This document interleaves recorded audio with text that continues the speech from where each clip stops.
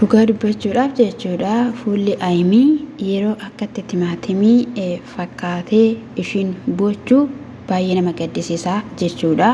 Ashamaa akkam jirtu hordoftoonni Geddoo YouTube akkuma baramee subscribe like gochuun na jabeessaa isiniin jedha. Qimamochee kiyya isiniin jecha egaa yeroo darbee Aayimiin akka ishiin kuftee argitaniitu jirtu jechuudha. Sana boodas immoo osoo of hin beekin akka turtedha jechuudha. Viidiyoo kana irratti immoo of beettee akkasumallee hordoftoonni yaaddaa waan jirtaniif jedhanii egaa viidiyoo waraabaniitu jiru jechuudha.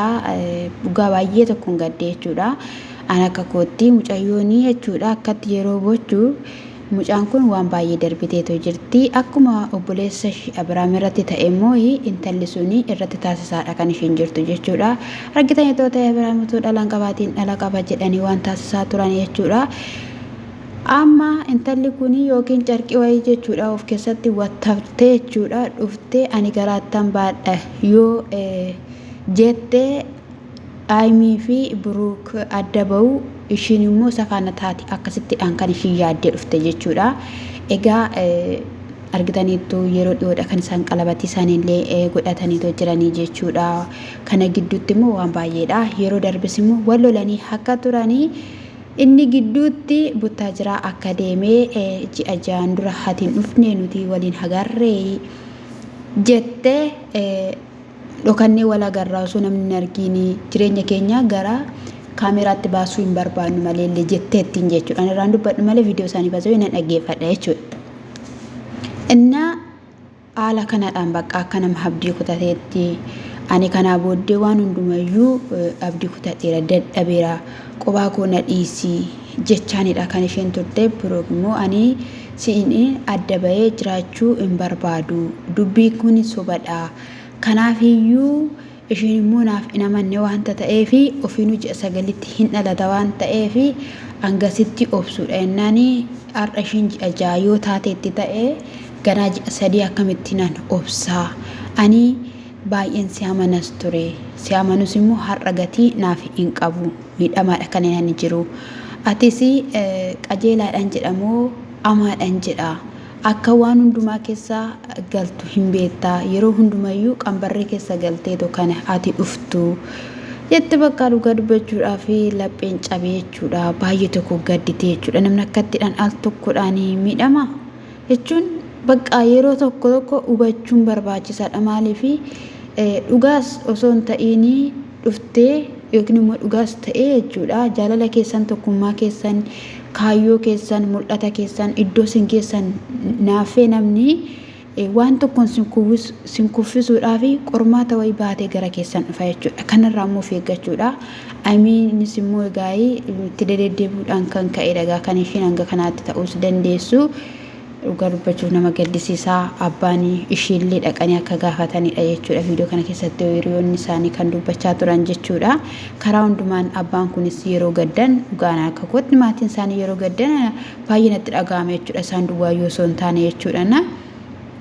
Intalli kun jechuudha hanga ji'a sagalitti turuu hin qabdu jechuudha. Mucaan maramee beekamuu qaba. Hin beekamu maali qo'aane kan isiniin jedhu jechuun eenyuuf akka daa'imni sun kan eenyuu akka ta'e adda bahuu hin danda'u. Amma garaa ishee keessa yeroo jiru kanatti dhugumaan jechuudha yoo jiraatina. Dura immoo gaafa isheen citi jira jechaa turte namoonni boruu garaatti baadha jettee dhufti. Citichi garaatti baadhaadha jennaani garaa ishee dhiibdee dhufte jechuudha. Yeroo tokko namoonni koomentii dubbisanii jechuudha irraa aaktii yeroo isaan hojjetan ni jira jechuudha. Ani hin beekani yoo silaas namni bara kana wanti isheen xan'een jiru yoo waa irratti goote mucaan akka isheen abdii kutattu haala kanadhaan otoon illee dammaqu baadhee achi nafe hanga jettu dirasiitti na biraa bahe hanga jettutti si arguun barbaadu qophaa koo taa'uu barbaada jettee jechuudha. Inni booyin bakka ayiree fuudha kanatti dammaxxee oodhu juusii dhugi gafedheen hin dhugu nyaatan si fida gaafanni jedheen hin nyaadhu jechaadha kan isheen turte jechuudha. Bakka uumaa tokkoyyuu akka hin barbaannetti ani gara manaan deema jette kaayee dhugaa rabbii maalidha waansa. Ani jireenyuma namaa warra diigdan eessa turtan kaleessa ilmi dhiiraa tokkos immoo jechuudha. Amala keessan keessaa gaafa jaalallee keessan faana wal loltan gaafa haadha manaa keessan faana wal loltanii baatanii inni sun dubartii biraa bira dhattanii maalidhame eessaa dhufee wanta akkanaa amma hamma waan akkanaa fiddanii mana keessan araara buusuudhaa fi karaa ittiidhaanii nagaan deebi'u karaa ittiin jaalalli deebi'u karaa ittiidhaan maal jettudha jechuudha.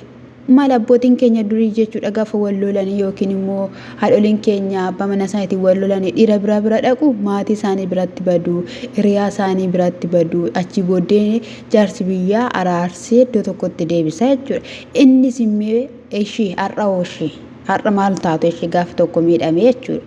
Kun sirrii miti isa dhaqanii kaatanii abbaa argan jala jechuudha. Akka araaramnuu fi har'aan ijoollee 2-3 qabuyyuu dubartii bira dhaqa kan nama ajaa'ibu jechuudha. Abiddan kun xuraa'ummaa jechuudha cubbuu jechuudha hin barbaachisu wanta akkana jechuudha. Mucayyoon bakka asashiinii ji'a ja'aan dura wal loltanii inni na bira dhufee ture dhokannees wal agarraa anis garaattan baadhaa eenyufaan akka inni jiraatu hin beekna amma argina jettee akka ishiin kun abdii kutattu dura haasoftee humna ishiitti ol gaafa ta'u dhattee lafa dhooftee jechuudha. Dhugaa waaqayyoo dhattee lafa dhooftanii dhagaa innaa akkanattiidhaan darbatamanii lafa dhaan dhagaa wayyootu adda rukutee osoo lubbuun isaanii bahee waan hundumaaf iyyuu of eeggachuun barbaachisaadha. Kuni xaxaadha maaliifi ani kootti xaxaadha hin fudhadha gaafa ishiinii fi inni wal argan illee dhokattee viidiyoo akka waraabdella argitaniittu jechuudha tonni hin beekin jechuudha. Ayimiitti akka isheen ergite jechuudha. Kanadhaanii dhaabbatanii ilaaluun barbaachisaadha maaliifidha jedhamee. Na dhifama sagaleen keessan galee jira maatiitu na waamee isiniin jedha isa kanadha na kana ka subscribe naa godhaa isin.